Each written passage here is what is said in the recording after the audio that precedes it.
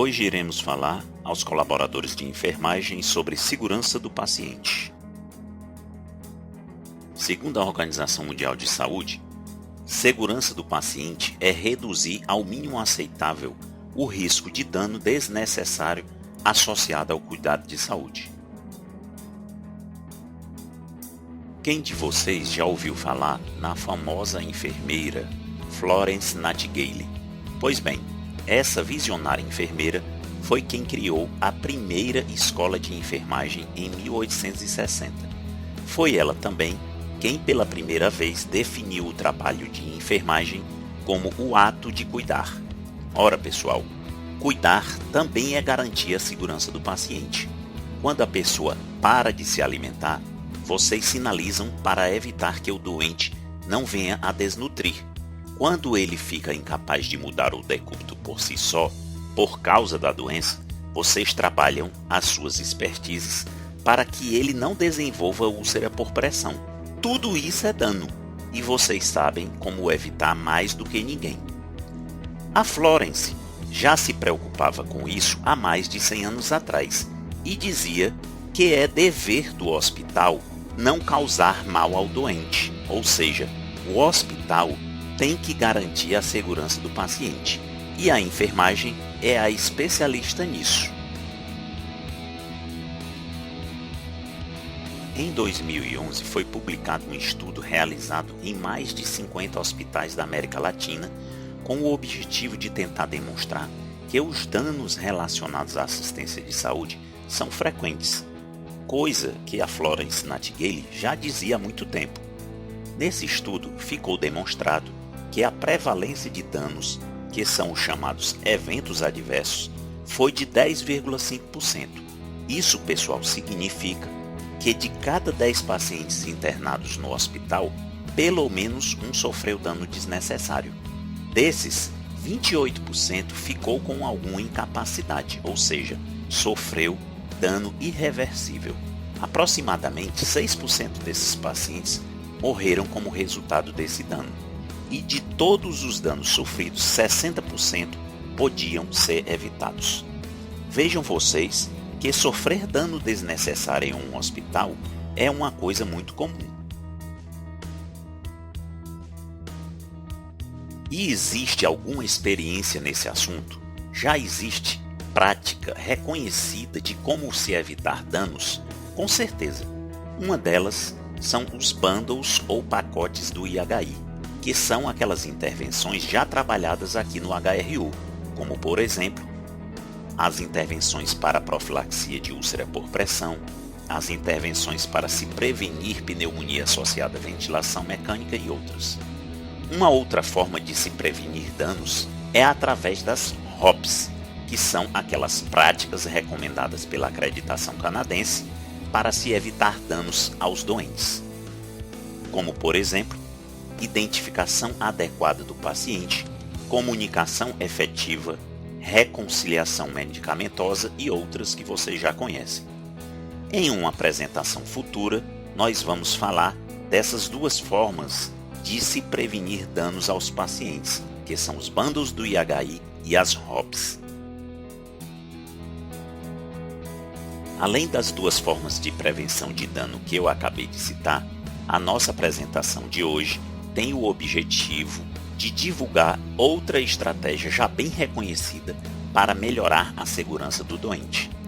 É transformar em aprendizado todos os nossos erros. No entanto, isso só é possível através da notificação desses danos. Não só dos danos, mas também daquelas ocorrências com alto risco de dano ao paciente.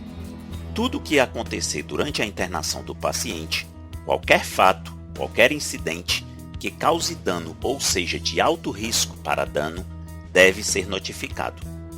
Quando você notifica esse dano ou potencial dano, isso passa a se chamar evento sentinela. Eles são chamados sentinela porque sinalizam uma necessidade imediata de investigação e de resposta, dando-se assim a oportunidade do aprendizado e, consequentemente, evitar a recorrência desses danos. A Florence Nightingale, olha ela aí de novo, foi uma das primeiras pessoas que percebeu a importância da notificação dos danos e das situações de risco para o paciente. Ela, para quem não sabe, antes de ser enfermeira, havia estudado matemática e estatística. Durante a Guerra da Crimeia, em 1854, ela trabalhou em um hospital improvisado para tratar dos feridos de guerra, e foi então que orientou as enfermeiras treinadas por ela a notificarem todos os óbitos, os motivos e as circunstâncias que levaram o óbito. Com esses dados e com o conhecimento estatístico que ela possuía, descobriu que o risco de um soldado morrer de infecção e de outras complicações da internação era em torno de 40%, maior até do que o risco de morrer se ele estivesse no campo de batalha. Descobriu ainda com essa análise ações para prevenir a ocorrência de danos, como fazer higienização com desinfetante, isolamento de pacientes conforme já tivessem infecção de ferida e ainda definiu um sistema de classificação de risco para priorizar o atendimento mais rápido daqueles pacientes considerados graves. Com essas medidas, fruto do aprendizado com os erros e das notificações, ela conseguiu reduzir drasticamente o risco de infecção e de morte dos soldados. Aqui, pessoal, nós temos alguns exemplos de evento sentinela, ou seja, notificação de danos ou situações com alto risco de dano. O que está de vermelho são os danos já ocorridos, e o que está de preto são situações com alto risco de dano.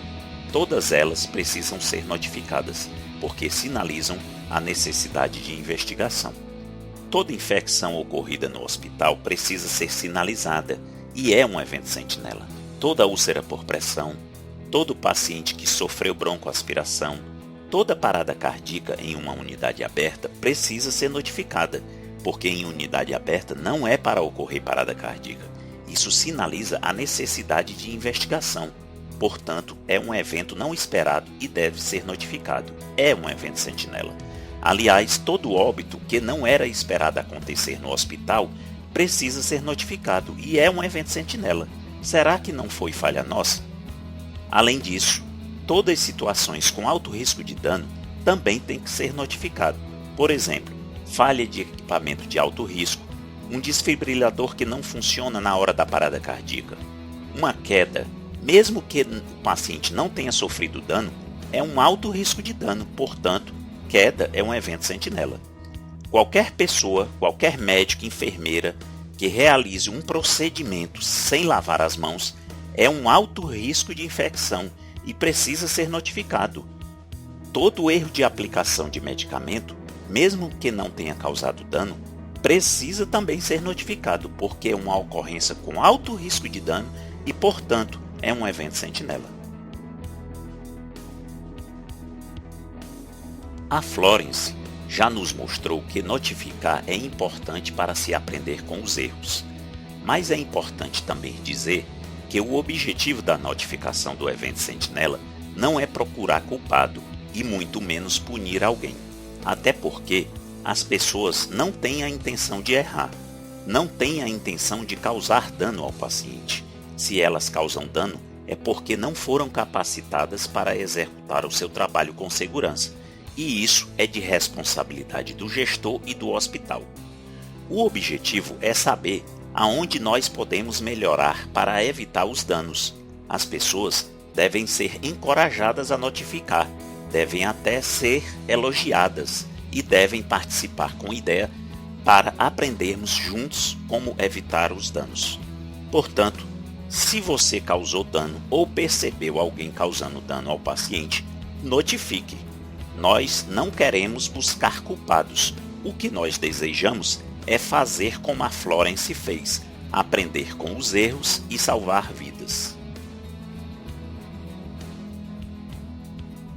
E como notificar? Existe um formulário padrão de notificação. Se você não tiver tempo, notifique por e-mail, através das urnas ou qualquer outro meio de comunicação formal.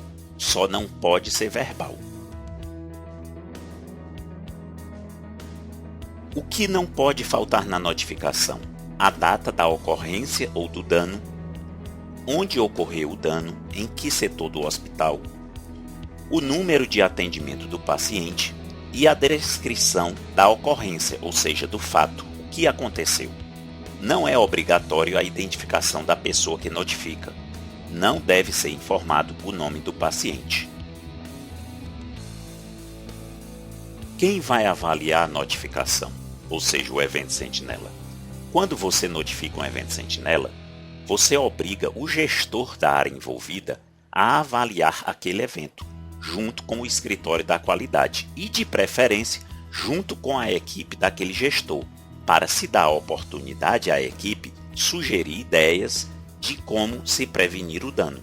Portanto, a análise ela deve ser multidisciplinar. O resultado da análise também deve ser divulgado, para que outras pessoas aprendam como evitar aquele dano. Então, pessoal, notificar danos proporciona a chance de se aprender com os erros e salvar vidas. Obrigado pela atenção de vocês e até a próxima videoapresentação. Hospital Regional Unimed. Excelência em gestão, atendimento e segurança.